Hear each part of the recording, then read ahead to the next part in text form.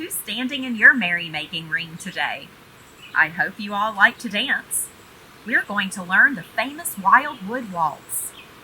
This kind of waltz doesn't require a partner, so you can dance for as long as you'd like. This is my right hand. I'll raise it up high.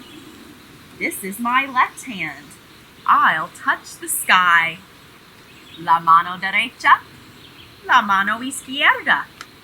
Roll them around. La mano izquierda, la mano derecha. Pound, pound, pound. Let us form a ring, dancing as we sing. Ring-a-ring-a-ray-a, ring-a-ring-a-ray-a. Now I turn myself around, watch the birds fly up and down. Kickery-kickery-kee, kickery-kickery-kee. Good morning, dear earth. Good morning, dear sun. Good morning, dear shining stones and flowers having fun. Good morning, dear animals and the birds in the trees. Good morning to you. Good morning to me. Is your body ready to do some dancing? Let's learn the step that's named after our party. Let's learn the Wildwood Waltz. Can you do a waltz step? It's just one step down and two steps up. Down, up, up, down, up, up.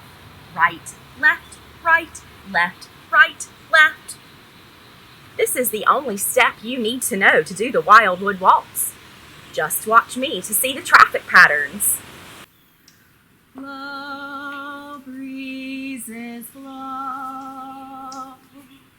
Flow, river, flow.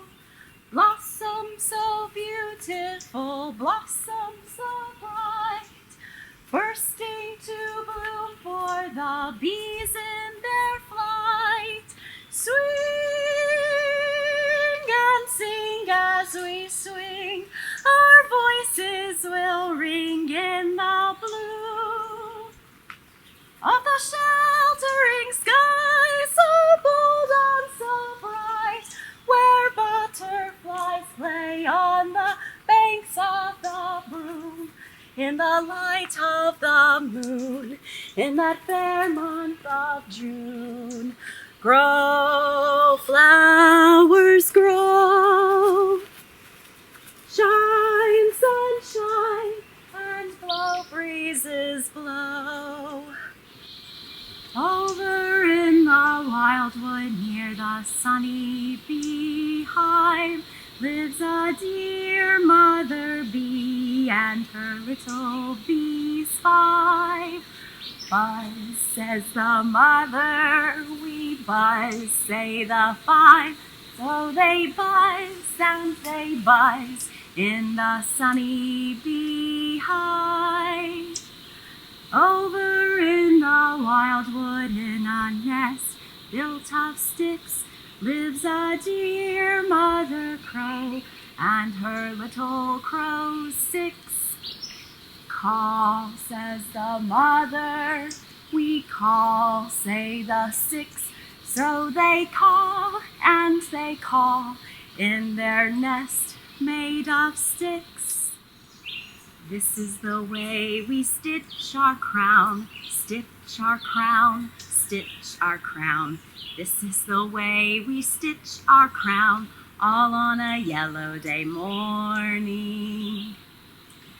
This is the way we wildwood waltz, wildwood waltz, wildwood waltz. This is the way we wildwood waltz, all on a Wednesday morning. This is the way we spin our wheel, spin our wheel, spin our wheel. This is the way we spin our wheel, todo el miércoles por la mañana. If today is Yellow Day, or Wednesday, as the grown-ups call it, then tomorrow is Orange Day, and yesterday was Red Day. The Wildwood Waltz always takes place in the month of June, because that's when we have the strawberry moon. The season is spring, but soon it will change. Hello, sweet summer, you bring joy to our grange. I traveled over land and sea and met a gnome, and old was he. I asked the man where did he live, and this is what he told me. Come with me to marching land, marching land, marching land. If you want to live with me, come with me to marching land. Doodaloo-doo. Doodaloo-doo. I traveled over land and sea and met a gnome, and old was he. I asked the man where did he live, and this is what he told me. Come with me to Tiptoe Land, Tiptoe Land, Tiptoe Land. If you want to live with me, come with me to Tiptoe Land. Doodaloo-doo. Doodaloo-doo. Have you ever looked around at all of the plants growing outside and thought, how do people tell the difference between all of them? That's how I used to be. One green leaf looked just like another green leaf, and unless there was a flower blooming to give me a clue, I had no idea which plant was which. You might even be wondering why it's important to know the difference between them. Well, plants are tools, and just like your dad's power tools have different uses, so do our plant allies. Not only that, but some plants can be dangerous to tangle with, which is why everyone should at least know how to identify those that can cause problems, so that when we come into contact with them, we can give them a wide berth. One of the most common of these tricky plants is called poison ivy. Luckily, it's very easy to identify. Leaves of 3, let it be, is a saying I've heard my whole life. But lots of plants that aren't poisonous have 3 leaves, so we need other ways to identify poison ivy too. The poison ivy growing in my area looks like a pair of mittens. See the thumbs? Not all poison ivy looks like this though. Sometimes the leaves don't have thumbs, but all of the poison ivy I've ever seen does have pointy ends. It also has a furry vine, which can be helpful for spotting it in the winter when the leaves have died back. In the fall, poison ivy produces white berries, and in the spring it has red leaves. Even though poison ivy is toxic to humans, it doesn't mean we should remove it. Lots of animals and pollinators rely on poison ivy to provide them with food, shelter, and medicine. If you see poison ivy growing in the wild, it's best just to step around it. Stepping on the leaves will cause the rash-inducing oil to get on your shoes, which then may transfer to your hands when you go to take them off. Poison ivy causes a terrible skin irritation that spreads every time you scratch it. Luckily, there's usually an antidote growing nearby. An antidote is something that can cancel out the harsh effects of poison. The antidote to poison ivy is jewelweed. If you ever get into some poison ivy by mistake, look for jewelweed's bright orange flowers and rub some of its sap on the affected area. Plantain and chickweed are good alternative antidotes as well. The next tricky plant I'd like to introduce you to is called stinging nettle. It can usually be found in damp places like riverbanks or wetlands. Stinging nettle has tiny needle-like hairs on its leaves that can stick into your skin if you touch it. To come in contact with this plant will make you feel like you've just been stung by a swarm of bees. Stinging nettle is one of the trickiest plants I know because it's actually quite nourishing when prepared correctly. Drying it and cooking it makes this plant edible, and it's a delicious substitute for spinach or kale.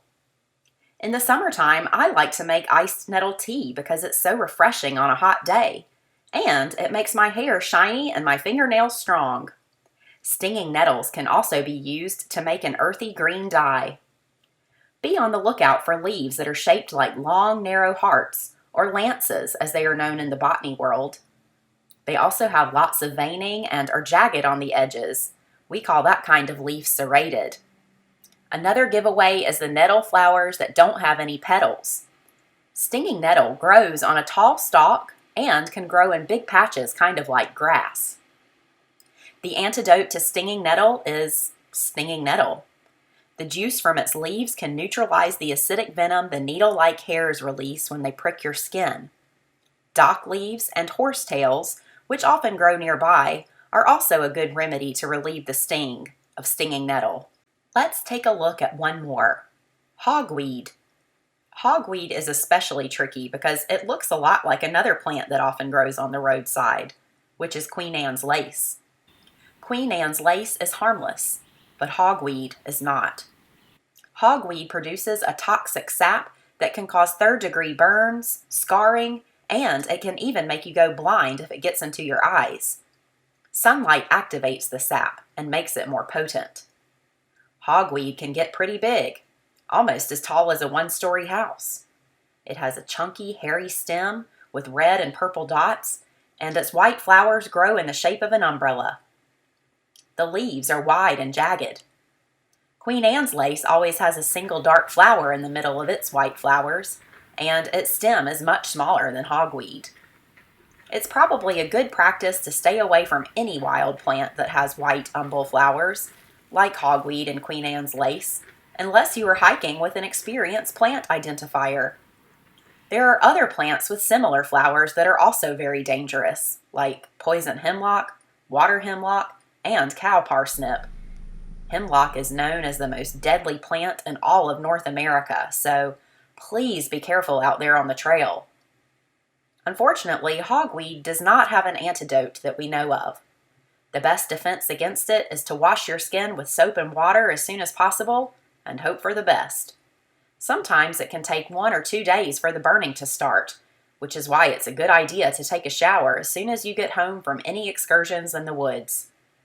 While there are some scary plants growing outdoors, that's no reason to avoid going outside.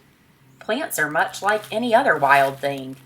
If you give them enough space and respect their power, they will not harm you.